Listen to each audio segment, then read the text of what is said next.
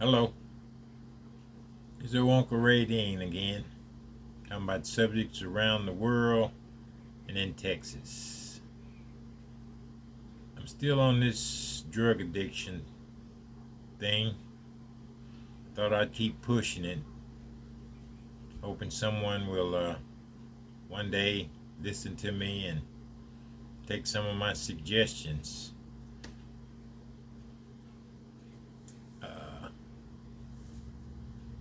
I want to say I quit February 24th, 1989. I went into treatment because it was 89. I didn't know what to do, man. Wasn't that much services out there for people, drug addicts like me. A bunch of services was out there for alcoholics, but not for drug addicts.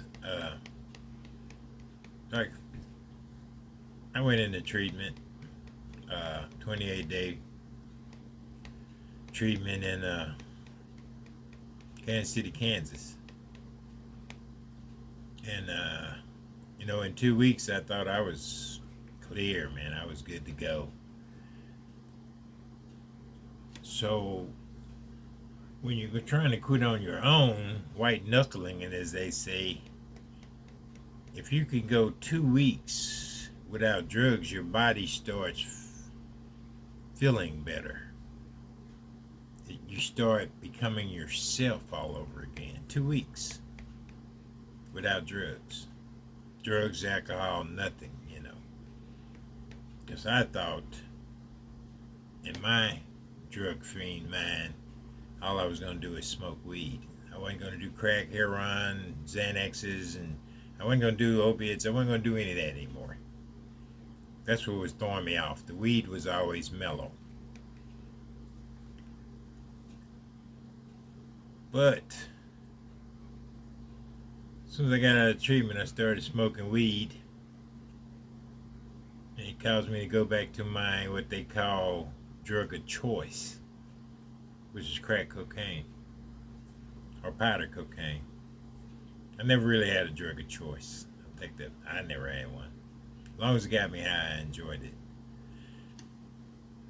But I want to say in this video, if you've been following my suggestions, know your triggers, change people, places, and things. The same thing you'll hear in treatment facilities or you'll hear in the 12-step programs. The same thing I'm shooting at you again because it's something that most one addict helping another understand. I understand getting high. I understand why people get high. I really do. It's not to get away from problems. It's not to make it through the day. It's just the way it makes you feel. It's just the way it makes you feel, man. I understand. But then you're letting the world pass you by. I mean, days become months, months become years, passing you by. 25 years old, and next thing you know, you're 30, next thing you know, you're 40. Next thing you know, you're 50, 60 years old, still doing the same old thing and expecting a different results. Don't get me wrong, I know people that worked every day and still smoke crack. I know people that went to college and got a degree and still smoke crack. It's not just homeless people and bums, and this is not the typical addict, man. I smoke crack with doctors, lawyers, and Indian chiefs. And I saw them lose it all. I dated a nurse, man. She couldn't stay off the damn hydrocodones. She was stealing from the patients, giving them fake medicine, and she'd take the real. Lost her nurse's license. I've seen this. I've lived this. Had a nice car, nice apartment, lost all of that.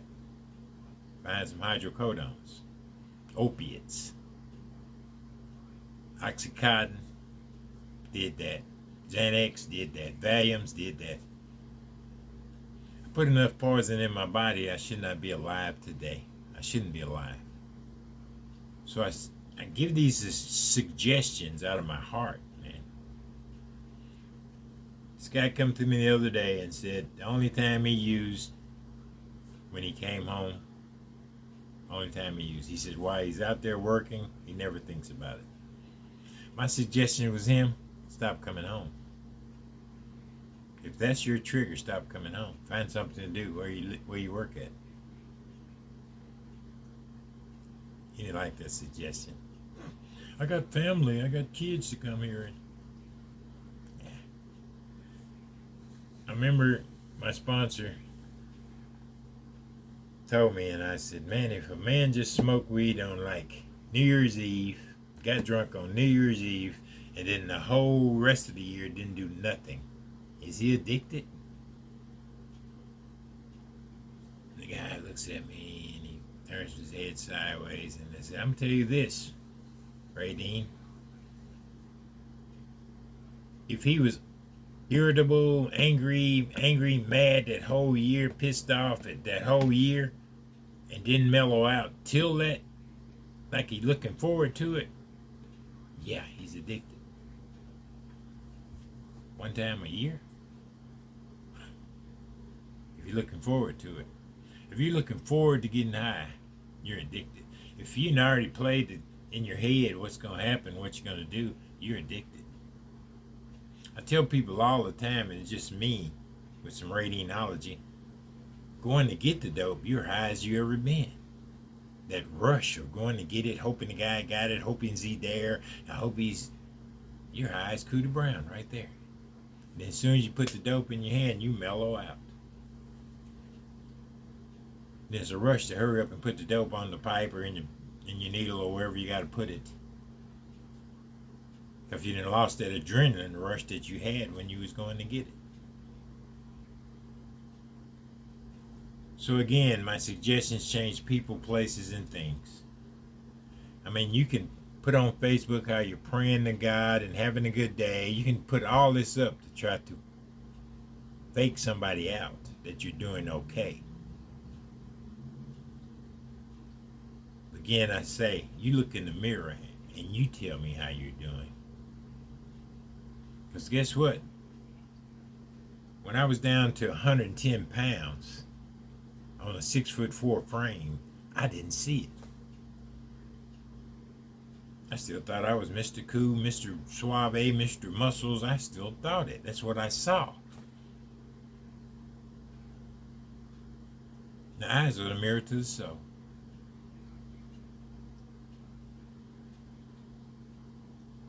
I just make these suggestions, man, and hoping that you change before you die. Jails, institutions, and death. And the death is not a physical death all the time. It's a spiritual death. You're like a walking dead man. I see so many people, man. I can tell when they ain't got no dope in their system. Their head's hanging low. They're sitting. And then some of the people that's out here that's dual diagnosis because they have mental problems and they're self-medicating with the dope. They just, girl walked down the street the other day cussing and crying and talking, and nobody was there but her because she couldn't self-medicate. I mean, you put them in an environment, they give them dope in there to calm them down, and then when they're calm and collect, they let them go. Then these people that won't go to the pharmacy and get the drugs that they need, they can get them on the streets. Self-medication. Easier. You know, bipolar, I'll smoke some crack. Paranoid schizophrenic, I'll do some powder. Feeling the kind of low, I'll do me a couple of bars. That's what's happening. If you don't see what I see, you're mentally, physically, mentally blind. A lot of people don't see it or refuse to see it. A lot of people don't care because it ain't them and it ain't their family. But all of us got a dope fiend in our family. All of us. White, black, Chinese, all of us. Just my suggestion, man. Just wanted to talk to you one more time or two more times. I'll do another video and another one, hoping I get a comment and say, hey, dude, shit kind of worked you was talking about. Give it a try. Listen to some of my videos, man.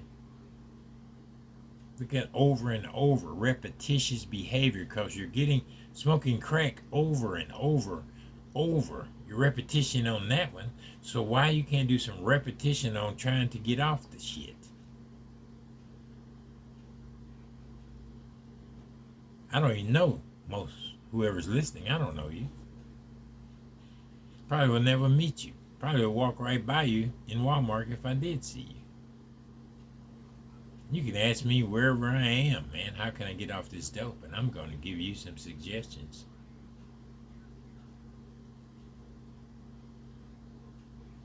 Hit like and subscribe. I just hit like.